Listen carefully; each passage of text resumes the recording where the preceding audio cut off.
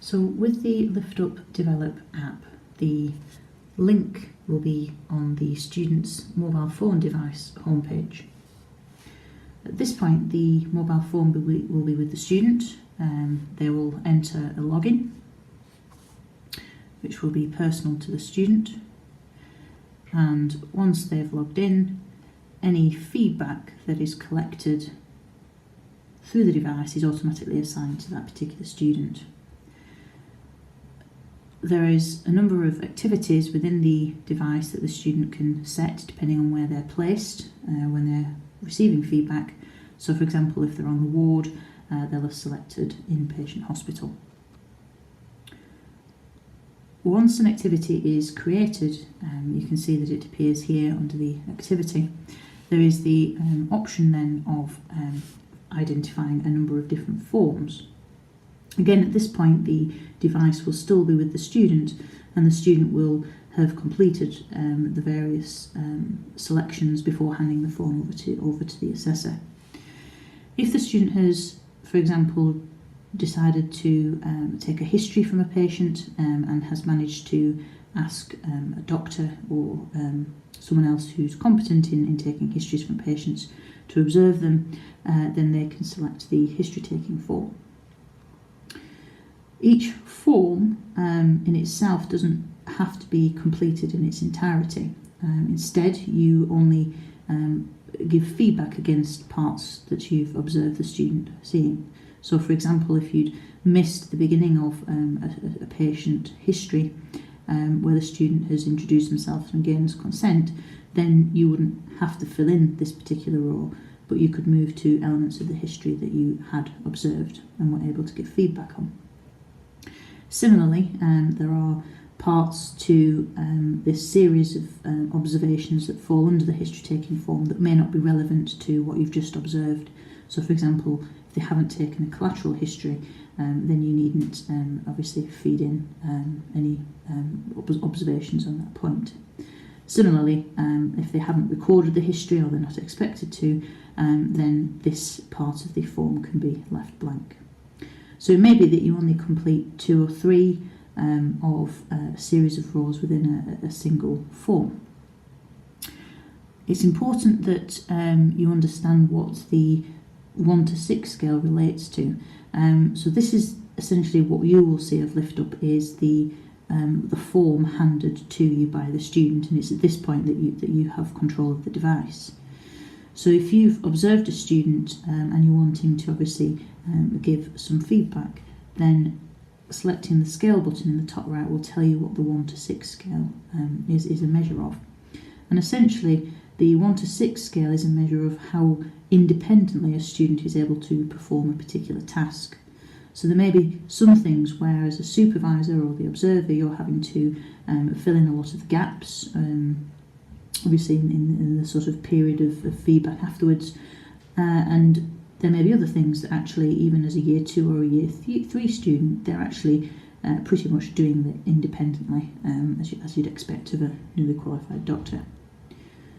So coming back to the history-taking form, introducing self and gaining consent, for the most part we'd probably expect that third-year students are doing that reasonably independently at a level you'd expect of a junior doctor, particularly when sort of taking histories from patients.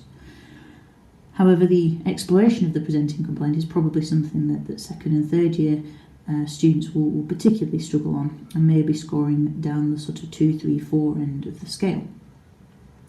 Importantly, if a student does have some feedback given across this scale, it's important that it's contextualised by adding a free text comment here that just explains, for example, what they might have missed or what they could do next time to improve on that element of their history taking. So just to recap, this is the series of forms that are essentially just a way of organising a number of observations. The student will often select which form is appropriate, hand the device to you, and it's at this point that you then complete any elements of the form that are relevant to what you've observed. Once you've finished, you can add context. So for example, if the specialty was a medical problem, you could add that. And if you felt it was a particularly hard history, you can also add context.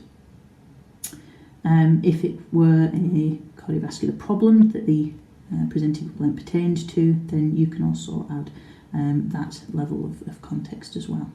The other two obviously are not applicable, as this is relating to a history on this example.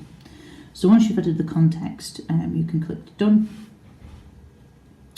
and that's that form then completed. The little number in brackets relates to the fact, or relates to the number of sort of observations that you've completed within that form. Now, obviously I haven't completed any on this one, but if you wanted to edit, then you can go back in and add or amend whatever you wish. And obviously just confirming that the context remains the same. If at this point you still had the device and you were about to immediately watch the student perform, say for example, a clinical examination on the same patient or another patient, adding the plus button allows you to add a further form. So for example, you might observe them undertaking a certain clinical exam. If you've forgotten what the 1 to 6 scale relates to, you've got the option there at the top. Again, add context, so this might have been a fairly straightforward patient to examine, and that they examined the cardiovascular system.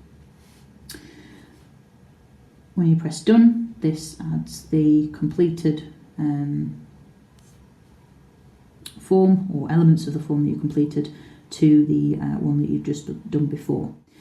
When you have finished your observation and feedback and you've recorded it within the app, it is really important that you then approve performance. At the moment, this is stored within the device, and because as we're running the LiftUpp pilot, this is running through a website. If you were to close down this page inadvertently, then that data would have been lost. So it's really important that as soon as you've finished completing a form or a number of observations, that you approve performance. This gives you a very quick summary of parts of the forms that you've completed. And then lastly, you would fill in your name and contact details. You just sign with your finger. And once all of this is completed, you can approve. And as soon as you see this green bar appearing at the bottom of the form, then you can hand the device back to the student. Until you see this, your performance has been approved, then none of the data has been saved.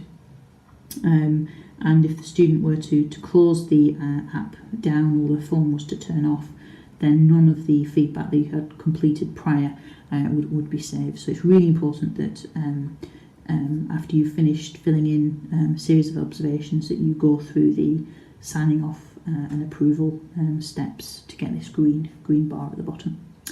And then you can hand the form back to the student, and it doesn't matter about this because the data we know has gone.